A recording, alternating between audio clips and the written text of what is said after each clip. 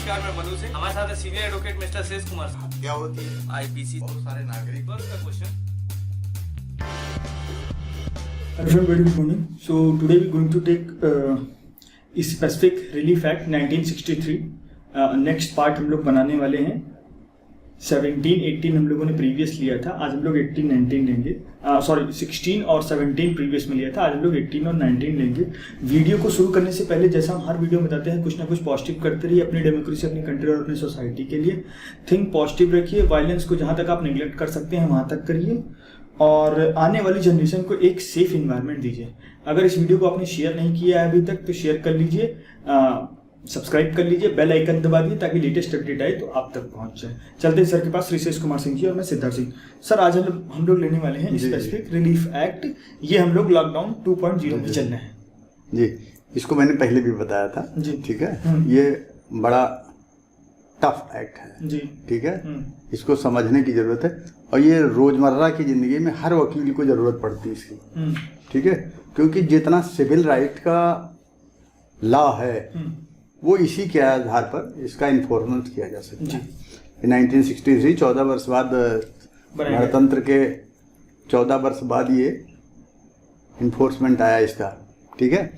ये आदमी की सिविल राइट्स को, इंडिविजुअल सिविल राइट्स ठीक को इन्फोर्समेंट करने के लिए ही बनाया गया।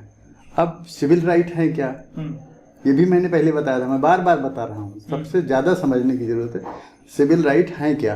ये आदमी की व्यक्तिगत जो सिविल अधिकार हैं, वो आपकी संपत्ति, ठीक, आपकी संपत्ति पर क्या अधिकार है, आपके व्यक्तिगत पद का क्या अधिकार है, आपके धार्मिक रीति रिवाज हैं उसके क्या अधिकार है, इनको इन्फोर्समेंट के लिए यह एक्ट प्रभावी किया गया जी, ठीक है।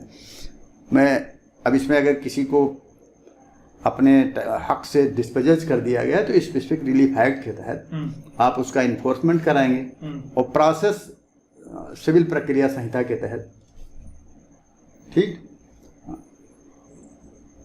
उसको इन्फोर्स कराएंगे, इम्प्लीमेंट कराएंगे कोर्ट पर, है ना। तो इस पर मैंने सारी धाराओं का काफी कुछ एक्सप्लेन किया है। आज हम पिछले वीडियो में 16, 17 बताया था। आज मैं 18, 19, 20 के बारे में बताएंगे। हाँ, 20 जो है इसलिए उसमें जोड़ दे रहे हैं कि 20 में कोर्ट का जुरिस्डिक्शन बताया गया है, ठीक है।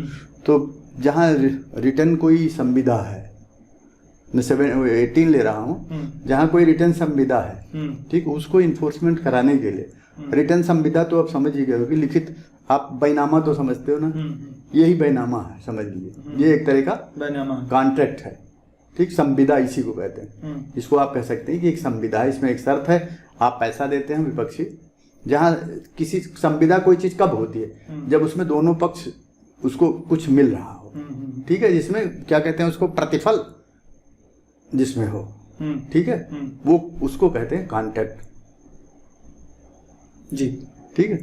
तो उसका इन्फोर्समेंट कैसे हो, कहाँ वो इन्फोर्समेंट नहीं कराया जा सकता है, कहाँ कराया जा सकता है, ठीक है। अगर कोई प्लेंटिफ मतलब वादी कोई वाद कोर्ट पर लाता है स्पेसिफिक रिलीफ अबाउट कॉन्ट्रैक्ट, ठीक है, तो वो कुछ उसका इन्फोर्समेंट कहाँ नहीं कराया जा सकता है ये भी जान लेना जरूरी है। ये है 18 में, ठीक है, जहाँ ये है कि प्रतिवादी हाजिर होकर वादी कोई कॉन्ट्रैक्ट के आधार पर सूट देता है इन्फोर्समेंट कराने के लिए, ठीक है, और विपक्षी प्रतिवादी हाजिर होकर उसमें प्रतिवाद करता है कि साहब जो संविदा थी इसमें वेरिएशन है, ठीक है, तो किस स्थिति में इसका प्रवर्तन नहीं कराया जा सकता, इन्फोर्समेंट नहीं कराया जा सकता। कब नहीं कराया जा सकता, जहाँ डीड कोई अस्पष्ट ना हो, जहाँ कोई मैलिफाइड इंटेंशन हो, जहाँ फ्रॉड करके कुछ किया गया हो, ठीक है, या उसमें उसका उद्देश्य क्लियर ना हो जी। हर कॉन्ट्रैक्ट बिल्कुल क्लियर होना चाहिए, ठीक है जी। तो बिना इनके परिवर्तन के किसी डीड का इन्फोर्समेंट नहीं किया जा सकता जी। वो 19 में है, इसी से संबंधित जब कोई डीड, कोई कॉन्ट्रैक्ट संविदा हुई है और उससे सब्सिक्वेंट संविदा हो जाए तो उनका इन्फोर्समेंट कैसे होगा? तो वो इन्फोर्समेंट कोई भी पार्टी करा सकती है ना? जैसे एक डीड हुई है, उससे फिर सब्सिक्वेंट डीड हो गई, उसी जैसे जो क्रेता विक्रेता है वही बदल के दूसरे को, एक आदमी को लिखा फिर दूसरे को लिख दिया, तो सब्सिक्वेंट डीड हो गई। ठीक है, तो सब्सिक्वेंट डीड जो होती है उसका भी इन्फोर्समेंट कराया जा सकता है, कोई भी पार्टी करा सकती है जिसका हक मेच्योर हो जी। ठीक है, और उसको कोर्ट ट्रायल करेगी। वो ट्रायल होगा धारा 20 के आधार पर जो स्पेसिफिक रिलीफ एक्ट में दिया गया है, और वो डिस्कशनरी पावर है कोर्ट को। अगर कोई न्यायालय पर जाता है तो न्यायालय को क्लियर कट एक तरफा नहीं है कि इन्फोर्समेंट कराई देगा, उसको करना उसके लिए बाध्यता हो। न्यायालय पर कोई आप दावा देते हैं सीपीसी के तहत और आप स्पेसिफिक रिलीफ चाहते हैं, ठीक, तो कोर्ट का वो डिस्कशनरी पावर हो, जैसे बेल एप्लीकेशन पड़ती है कोर्ट में फौजदारी मुकदमे में, वो डिस्कशन है कोर्ट का। ठीक जी, बेल कर सकती नहीं कर सकती है जी, आप उसके लिए कोर्ट पे दबाव नहीं डाल सकते। सिर्फ सेम चीज स्पेसिफिक रिलीफ एक्ट में है कि इसमें अगर कोई इन्फोर्समेंट कराया जाता है, कराना चाहते हैं आप, तो कोर्ट को इस कोर्ट का राइट है, वो उसका डिस्कशनरी पावर है। ठीक, लेकिन आर्बिट्री नहीं है, मीन्स जो तानाशाही वाला विचार नहीं उसमें। ठीक, उसको न्यायिक सिद्धांत का पालन करना पड़ेगा। ठीक है, न्यायालय ये भी नहीं है कि वो रिजेक्ट कर दे जी। ठीक है, और उसका कारण ये है कि देखो डॉक्यूमेंट जो संविदा है, संविदा के बारे में, संविदा वाइड भी होती, वाइडेबल भी होती है। ठीक है, जहाँ वाइड है वहाँ इनको अधिकार, वो उसमें कैंसिलेशन इन्फोर्समेंट का अधिकार नहीं है, तो उसका फायदा जो है प्लेंटिफ पा सकता है। ठीक जी, तो वो दोनों पक्षों को सुनकर ही कोई जजमेंट किया जा सकता है, उसका इन्फोर्समेंट कराया जा सकता है। तो इस तरह से धारा 20 में स्पेसिफिक रिलीफ एक्ट के धारा 20 में सिर्फ यही दिया गया है जी कि ये डिस्क्रिशनरी पावर है, ये लॉ के सिद्धांत पर होगा, न्याय के आधार पर न्यायालय निर्णय करेगा, मगर वो डिस्क्रिशनरी पावर होगा जी। ठीक है, उस पर कोई बाध्यकारी जजमेंट न्यायालय किसी की बाध्य नहीं है कि इन्फोर्समेंट कराना ही पड़ेगा। वो रिजेक्ट भी कर सकता है, वो स्वीकार भी कर सकता है, रिलीफ दे भी सकता है। ठीक है, और ये लॉ जो है ये पेनल लॉ पे इसका कोई प्रभाव, स्पेसिफिक रिलीफ एक्ट का जो इंडिया का पेनल लॉ है उस पर कोई उसका प्रभाव नहीं पड़ेगा जी। ठीक है, इसको सिर्फ सिविल केसेस में ही इसका इन्फोर्समेंट कराया जा सकता है।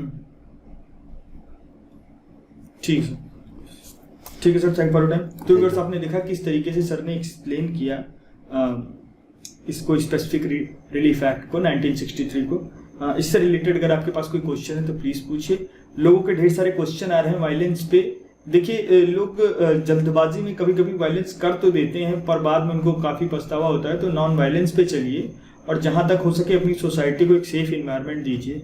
रिवेंज को आप जहाँ तक निगलेक्ट कर सकते हैं वहाँ तक करिए और अपनी इकोनॉमिकल कंडीशन को साउंड करने के लिए हर वक्त काम करते रहिए ताकि आने वाली जनरेशन साइंस और टेक्नोलॉजी पे काम कर सके, ना कि रिवेंज पे काम करती रहे। अभी तक इस वीडियो को अगर आपने शेयर नहीं किया तो शेयर कर दीजिए, सब्सक्राइब कर लीजिए वीडियो को, अगर नहीं किया है तो बेल आइकन दबा दिए ताकि लेटेस्ट अपडेट आए तो आप तक पहुंच जाए, आपके पूछे गए क्वेश्चन का आंसर आए तो आप तक पहुंच जाए।